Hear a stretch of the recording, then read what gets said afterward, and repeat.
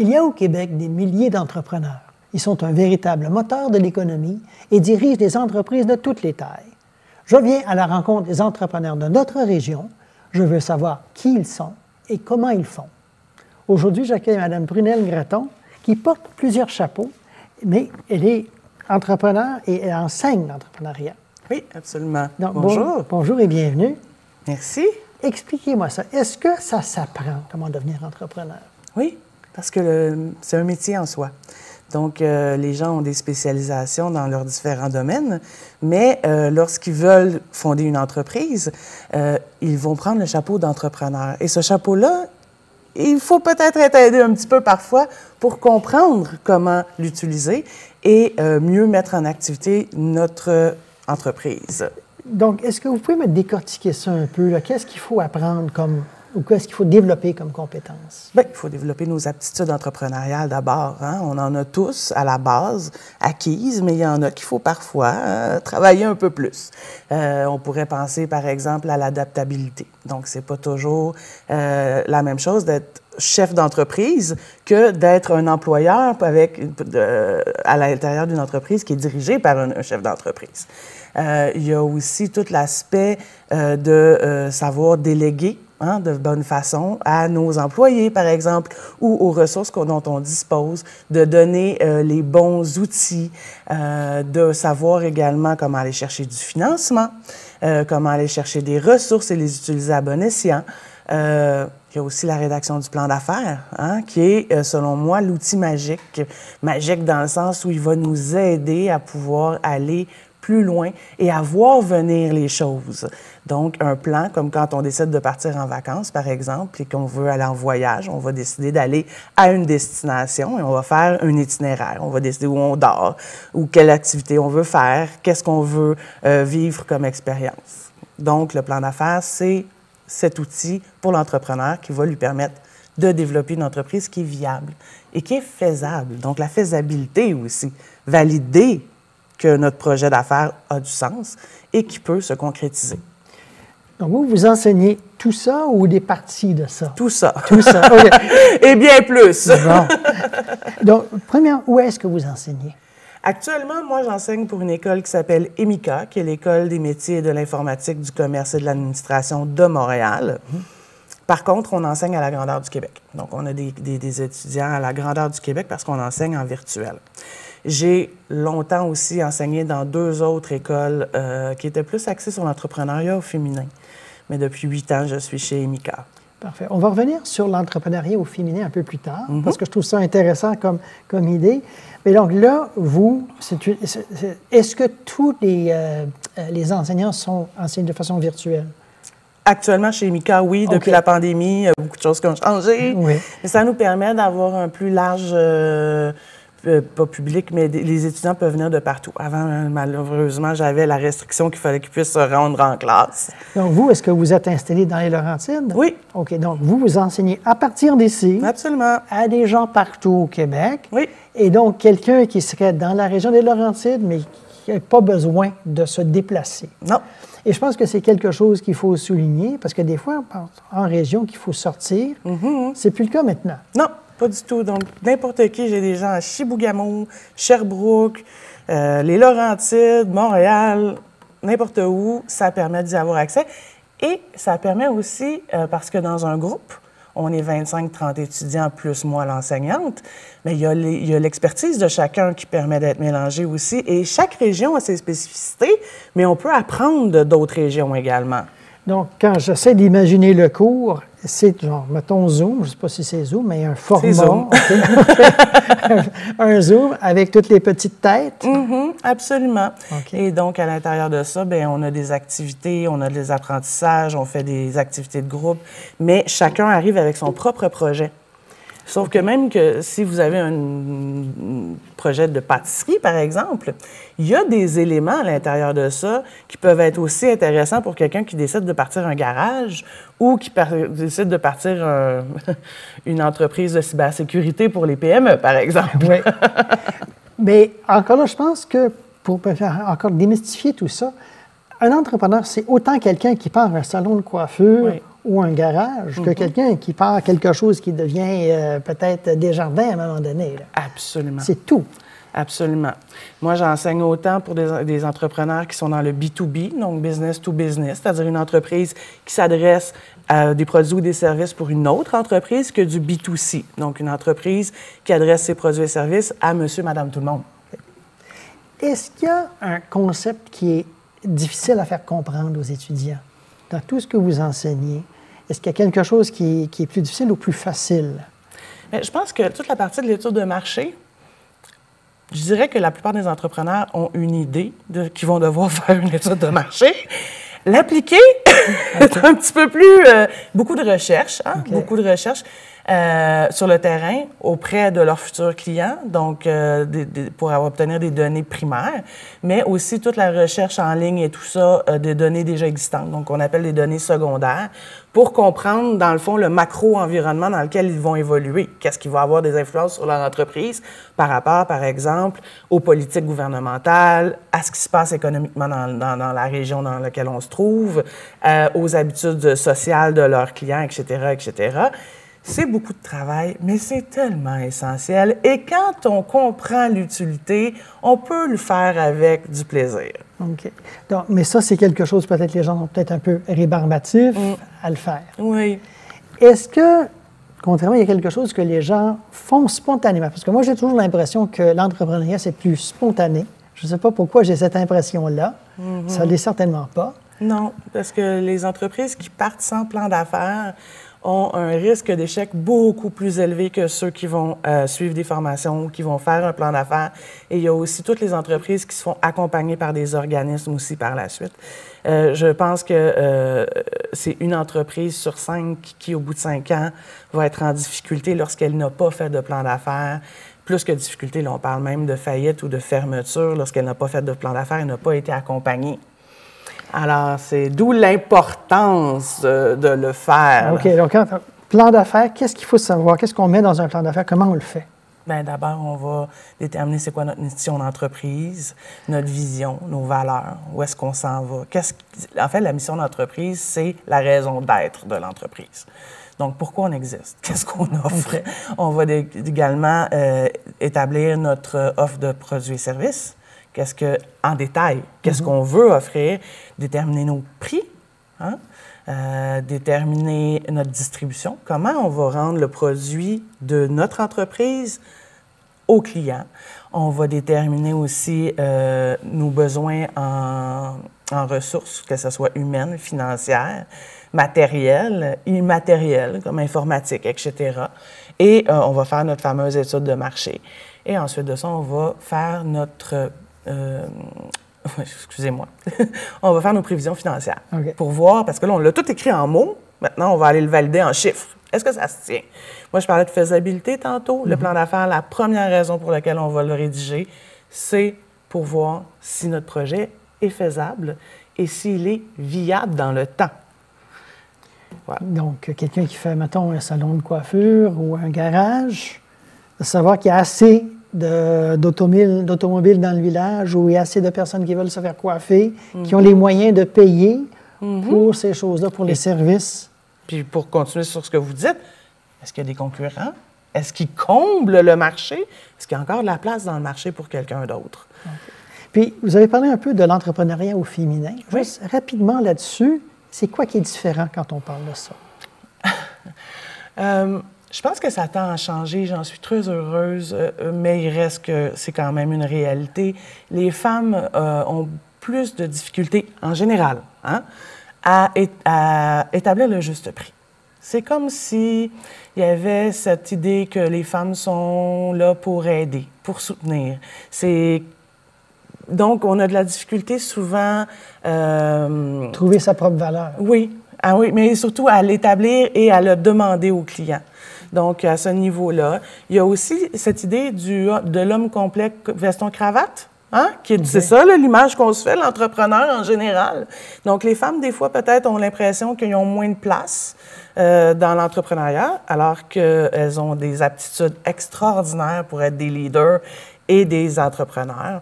Il y a également... une charge sociale un petit peu plus lourde, peut-être au niveau de la famille et tout ça. Donc, intégrer les deux choses ensemble, c'est pas toujours évident. Parfait. On va revenir dans quelques instants pour continuer la discussion.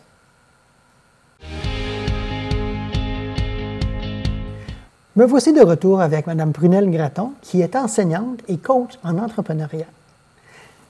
Parlez-moi de votre cheminement à vous. Comment vous êtes arrivée à devenir enseignante et coach? Bien, moi, je suis petite fille et fille d'entrepreneurs dans différents domaines. Donc, j'ai toujours grandi entourée de gens qui travaillaient pour leur propre compte. Ça m'a beaucoup inspirée. Ça a toujours été une évidence pour moi que j'allais aller dans ce secteur-là.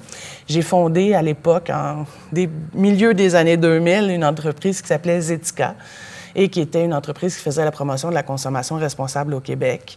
On est devenu le plus gros site vert dans la francophonie, en fait, à l'époque. Et pour des raisons X, Y, Z, là, j'ai vendu en 2010, mais je me suis toujours ennuyée là, de cette partie-là de ma vie.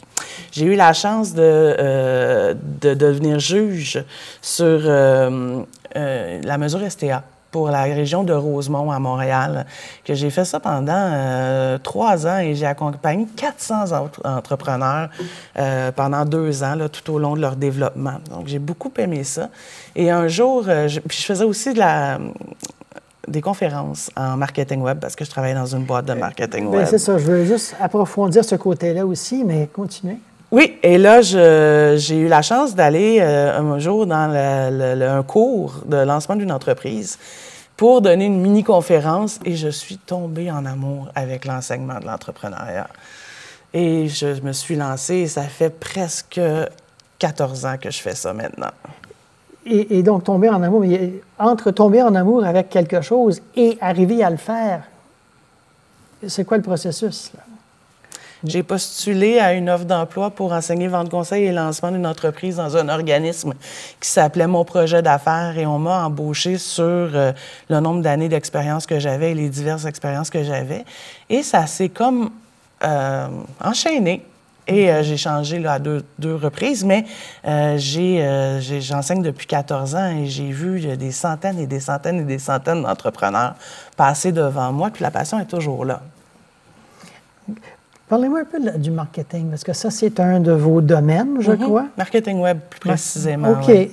C'est quoi marketing web? Je peux me faire une idée, mais je veux entendre votre explication. Le marketing web, c'est le SEO, le SEM. Donc, le SEO, c'est le Search Engine Optimizer. Ça veut dire l'optimisation du positionnement Ça veut dire faire en sorte que quand on entre quelque chose dans Google, c'est notre compagnie qui ressort en premier. Sur des mots-clés précis. Exactement, mais de façon naturelle. Okay. Alors que le SEM, c'est quand on utilise la publicité en ligne. Okay. Donc ça, c'est une des parties. L'autre partie, c'est tout ce qui est médias sociaux, donc le placement publicitaire, mais également les posts, les différentes pages d'entreprises, etc., etc. Est-ce que les gens connaissent assez de tout ça? Par exemple, le SEO, je le connais parce que j'ai travaillé avec des entrepreneurs, on me l'a expliqué, mais c'est pas nécessairement tout le monde qui connaissait. Est-ce qu'on le sait assez? Je pense qu'on l'utilise pas assez, surtout que c'est gratuit. C'est sûr que c'est des techniques qui vont faire qu'on va optimiser notre positionnement là, sur les moteurs de recherche, mais ça prend du temps. Donc, on va souvent combiner le SEO et le SEM parce que le SEM, c'est automatique. Donc, on paye, on est là. Ah oui, okay. Alors, on va utiliser ça pendant qu'on va faire augmenter notre positionnement naturel habituellement. Ah, le SEM, c'est comme payer pour avoir une annonce qui apparaît sur Facebook. Ça, on le connaît plus, je crois. Okay. Ou plus sur le Google, par exemple, les moteurs de recherche. Okay. Ça, on le fait plus, mais au niveau du SEO, au niveau de la qualité du contenu, des mots-clés qui sont utilisés sur le site Web, de où on les met dans les titres, etc., c'est, je crois, des choses que les gens pourraient apprendre et pourraient mettre en pratique plus facilement s'ils étaient plus conscientisés et qui leur permettrait peut-être de réduire leur budget marketing web parce que quand c'est implanté, il faut le maintenir, bien sûr, mais c'est là, c'est durable et c'est gratuit. OK. J'ai l'impression que le marketing évolue en ce moment. Est-ce que je me trompe? Bien, c'est sûr que le marketing en ligne est extrêmement présent et que ça va l'être de plus en plus. Est-ce que ça vaut la peine aujourd'hui, de nos jours, de faire des publicités? Je pense à une publicité au Bye Bye, par exemple. Il y a des annonceurs qui en ont fait Pas en tout cas, juste une fois. Et ça a dû coûter une fortune. Moi, personnellement, comme spécialiste, je ne suis pas sûre que j'aurais fait ça et je l'aurais probablement plus investi en ligne. Parce que le réflexe du consommateur aujourd'hui, c'est d'aller taper sur son téléphone ou sur son ordinateur ou sa tablette quand il se pose des questions. C'est pas d'écouter une émission puis de s'attendre à ce que l'information lui arrive un jour peut-être. OK. Donc, je pense que c'est un très bon point que vous soulevez, cette notion-là de le consommateur est beaucoup plus proactif aujourd'hui. Donc, de se positionner, parce que c'est une des questions que j'avais, c'est comment on se démêle avec les médias sociaux, comment on sait sur quel médium social on va être. Bien, ça dépend de notre clientèle. Alors, chaque média social s'adresse à un type de client. Donc, par exemple, on pourrait penser à Facebook, c'est les 35 ans et plus. Oui. Et c'est les monsieur, madame, tout le monde. Donc, ça, c'est du B2C. Si on est plus du B2B, on va aller sur LinkedIn. B2C, c'est business au consommateur. Exactement. Si on est plus, on s'adresse plus à des entreprises, on va aller plus sur LinkedIn. Oui. Si on est dans la mode, dans la restauration, dans le design, on va peut-être aller plus sur Instagram. Si on s'adresse à des plus jeunes également. Donc, il faut comprendre, alors on revient au plan d'affaires de tantôt, il faut comprendre qui est notre client cible. C'est quoi nos segments de clientèle? Et là, on est capable de déterminer où est-ce qu'il faut se positionner. Okay. Donc, en sachant avec le plan d'affaires, le client cible, on se positionne dans les médias sociaux. Pour développer des affaires, quand on a une bonne idée, comment est-ce qu'on concrétise notre bonne idée? Bon, on a le plan, là, mais on l'a établi, là, notre plan. Mm-hmm. Quoi qu'il faut faire en plus? Il faut suivre le plan. Parce que dans le plan, il va y avoir chacune des étapes. Okay. Par exemple, ça serait au registraire des entreprises du Québec pour aller choisir notre nom d'entreprise et s'assurer que personne d'autre là. On va aller s'inscrire au gouvernement du Québec, Revenu Canada, Revenu Québec. On va aller chercher nos numéros pour les taxes. On va tranquillement, on va choisir est-ce qu'on a besoin d'un local ou pas. On va aller choisir un local. On va aller engabaucher des employés tranquillement. Pas trop au début, hein, on fait attention. Selon nos besoins, on va déterminer d'abord aussi une date de lancement, d'ouverture de porte, etc. Mais on va mettre et on va appliquer notre plan d'affaires. Parce que c'est la pire chose qui peut arriver, c'est de prendre un plan d'affaires puis de le mettre dans un tiroir en disant « je l'ai fait ». On faire le suivi. Absolument. Quand on va voir un peu dans votre CV, etc., on dit que vous êtes experte aussi en blogging. Ah, il me semble que... Bien, en fait... J'ai pas particulièrement, non, mais je veux dire, le blog est un outil extraordinaire qu'on peut utiliser, encore une fois, pour le SEO. Okay. Parce qu'on va rajouter du contenu constamment et donc les moteurs de recherche vont être obligés de remettre à jour notre positionnement de site. C'est des mots-clés presque gratuits qu'on va constamment ajouter sur lesquels on peut se positionner. Donc, on peut se servir d'un blog justement pour mettre en valeur cet aspect-là. C'est une belle technique de SEO, oui. On va laisser tomber le côté travail. Comment vous faites pour vous détendre? J'ai l'impression que vous avez toutes sortes de choses dans les affaires. Qu'est-ce que vous faites pour vous détendre? Moi, je lis énormément. Je cuisine et je jardine. OK. Je m'occupe de mes amis et de ma famille. OK. Avez-vous une journée typique? Non, pas vraiment. En fait, j'ai la chance, je ne suis pas quelqu'un qui aime beaucoup la routine. Donc, comme j'enseigne à différents moments dans la semaine, j'ai des coachings à différents autres moments. Je m'occupe de Gaia System, qui est mon entreprise, là, avec mon conjoint. Dans les trous qu'il y a, je vais promener mon chien. Donc, tu sais, je commence pas à une heure précise, puis je finis pas à une heure précise. Ça dépend vraiment d'abord de mon horaire d'enseignement. Je dirais que ça, c'est ma base. Puis ensuite de ça, je viens graviter autour et je fais plein de choses, là. Des fois, je suis en comptabilité. Des fois, je suis en train de faire du réseautage. Des fois, je fais du coaching. Ça varie. Donc, une journée atypique à toutes les heures. Mais ça vous convient? Ah oui, ça me convient. Parfait. On va revenir dans quelques minutes pour poursuivre notre conversation avec Prunelle Gratton. Me voici de retour avec Mme Prunelle Gratton, qui est enseignante et coach en entrepreneuriat. Donc, au Québec, est-ce qu'on a assez d'entrepreneurs? Je ne pense pas. Au Québec, la culture de l'entrepreneuriat n'est pas aussi développée que dans plusieurs pays. Il y a des pays où on valorise l'entrepreneuriat. Je ne pense pas qu'au Québec, ce soit encore le cas. il y a beaucoup de gens qui ont des craintes par rapport à ce que ça demande pour être entrepreneur ou aux risques qui sont liés à l'entrepreneuriat. Et ils ont l'impression qu'un entrepreneur, bien, ça va sauter en bungee tous les jours. Ce qui n'est pas le cas, hein? Parce qu'on a des outils pour faire des prévisions, pour voir où est-ce qu'on s'en va financièrement, combien on a besoin de clients, qu'est-ce qu'il faut aller chercher. Au Québec, il faut savoir que 62 % des emplois sont générés par les PME. Donc, le reste, c'est beaucoup de masse au niveau gouvernemental, là, les emplois gouvernementaux, et une petite partie sont générés par les très, très, très grosses multinationales. Donc, plus on va avoir d'entreprises, plus on va avoir d'emplois, plus on va être indépendant de certains autres pays, plus ça va être bénéfique pour nous. Est-ce que, vous avez parlé un peu d'attitude, est-ce que c'est des compétences qui manquent aussi ici? On a autant de compétences qu'ailleurs.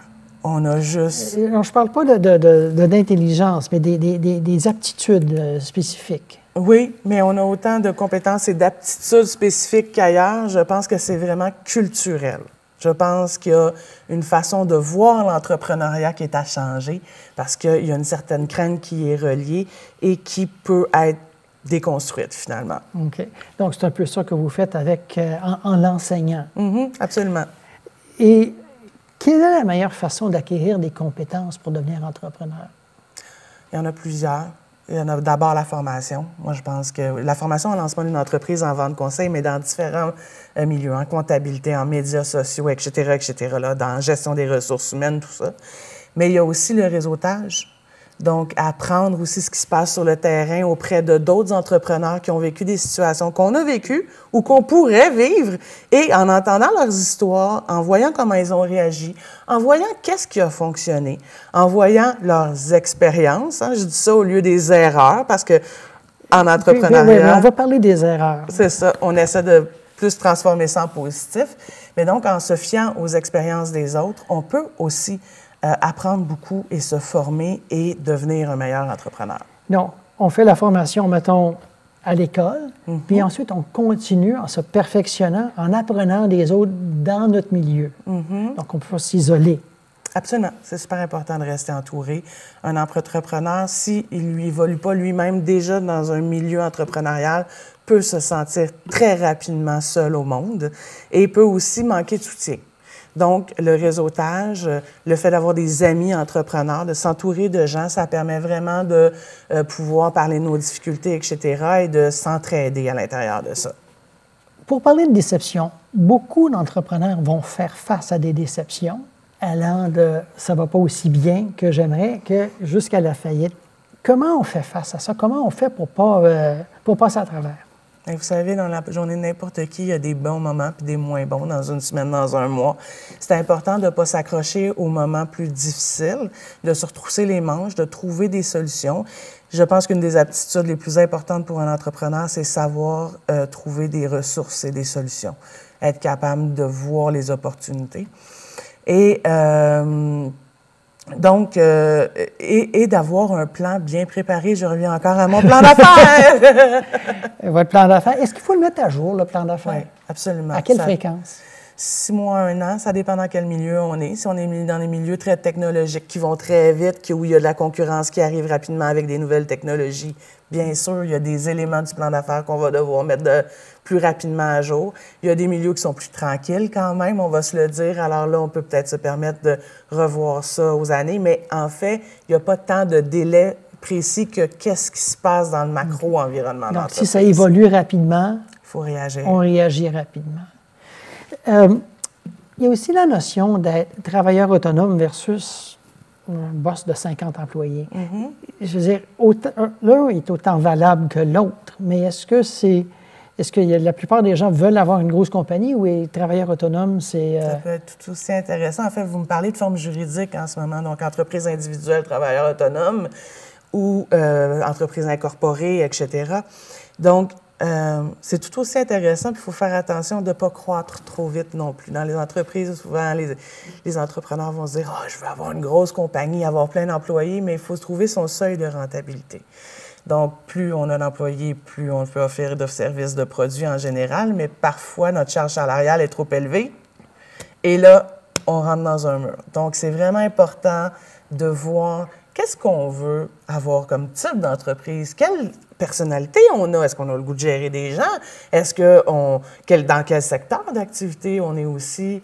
À quoi ressemblent nos concurrents? Est-ce que c'est des très grosses entreprises ou c'est aussi des travailleurs autonomes? Si on est photographe, par exemple, puis on est travailleur autonome, c'est peut-être tout à fait adéquat, alors que si on a un restaurant, ça va peut-être être un peu plus compliqué. Oui. Vous avez parlé un peu de soutien qui est disponible, toutes sortes de programmes gouvernementaux. Quel est l'avenir de ces programmes-là? Actuellement, au Québec, on est dans une phase sombre, je trouve, parce qu'il y a eu beaucoup de coupures au niveau de l'aide à l'entrepreneuriat, dont un programme qui s'appelle « Ose entreprendre », qui est un concours très reconnu et qui permettait justement de faire... d'offrir une visibilité assez incroyable à beaucoup d'entreprises au Québec. On parle aussi du service de mentorat qui est extrêmement apprécié par les entrepreneurs, les jeunes entrepreneurs qui ont été coupés, etc. Donc ça, c'est très, très triste parce que, je le répète, 62 % des emplois sont générés par les PME, mais ces PME-là ont besoin de soutien parce que lorsqu'elles n'ont pas de soutien, le taux de succès chute drastiquement au bout de 5 ans. Donc, on veut des entreprises prospères qui fonctionnent, qui génèrent des emplois et des revenus. Ils ont besoin d'aide. Et actuellement, le gouvernement québécois ne semble pas allouer beaucoup d'importance aux différents organismes d'aide à l'entrepreneuriat qui font un travail extraordinaire. Est-ce qu'il y a une autre façon de composer avec ça? Est-ce qu'il y a un autre moyen d'aller chercher de l'aide? Le réseautage, la formation, on revient un peu au même, là, parce que, bon, il y a les CLD, hein, les différents CLD du Québec ou PME Montréal pour la région de Montréal, en dehors, c'est plus des CLD, qui sont des centres qui gèrent, entre autres, les prêts, les subventions, mais qui aussi ont des conseillers, là, des consultants en différents domaines. Ça peut être en marketing, en les ressources banques humaines. aussi, je pense, des fois. Oui, les banques, de plus en plus, offrent la BDC, on pense à la banque, la Caisse des Jardins, Banque nationale, offre aussi du soutien. Mais si on retire des ressources, puis qu'on a autant d'entrepreneurs ou plus d'entrepreneurs, à un moment donné, il n'y a pas assez de ressources. Okay. Moi, si je vous donne une baguette magique pour aider l'entrepreneuriat au Québec, qu'est-ce que vous en faites? Je la promue. Je fais des campagnes dans les différents médias pour souligner l'importance et j'octroie beaucoup plus de financement au démarrage, mais à la gestion de croissance aussi des entreprises. Puis comment changer l'attitude que vous avez parlé un peu, qu'on n'est pas peut-être au Québec, on ne pensait pas aussi naturellement à l'entrepreneuriat? Encore une fois, je pense que c'est des campagnes de sensibilisation à cette possibilité-là. Je ne suis pas sûre que les gens, lorsqu'ils pensent à leur carrière future, même nos jeunes, pensent à devenir entrepreneur nécessairement, alors que c'est une carrière tout autant qu'une autre. Donc, dès le plus jeune âge, au secondaire, au cégep. On en parle. On en parle. Madame Gratton, merci beaucoup. Donc, c'est la fin de cette émission d'Entrepreneurs en action. Ici Daniel Drolet. Je vous invite à écouter les autres émissions dans la série. Je vous invite aussi à nous suivre dans les médias sociaux. À la prochaine.